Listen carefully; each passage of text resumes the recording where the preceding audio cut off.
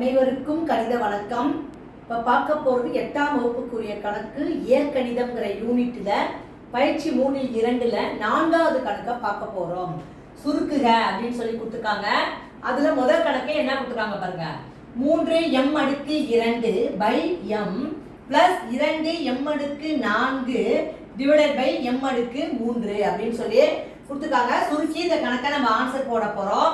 இப்போ பாருங்க, இப்போ நான் கணக்கை எழுதிக்கிட்டேன். அடுத்த ஸ்டெப்பை என்ன செய்ய போறேன்னு பாருங்க. 3m அப்படியே போட்டுக்கிறேன். எவ்வளோ இருக்கு? 2 இருக்கு. கீழே 1 ஒரு m இருக்கு. வகுத்தல் வந்துச்சுன்னா அடுக்குகளை என்ன செய்யணும்? கழிக்கணும். அதை போட்டிருக்கேன். பிளஸ் 2 அப்படியே போட்டுக்கிறேன். m²4 கீழே இருக்கு. எவ்வளோ இருக்கு? m²3 இருக்கு. அப்போ -3. இப்போ அடுத்த ஸ்டெப்பு என்ன செய்யணும் பாருங்க. 3m 2ல 1 போனா எவ்வளோ? 1. இப்போ ஒரு m தான்.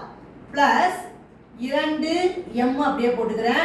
4ல 3 போனா எவ்வளவு? 1. அதெல்லாம் 1 நம்ம போட வேண்டிய அவசியம் இல்லை.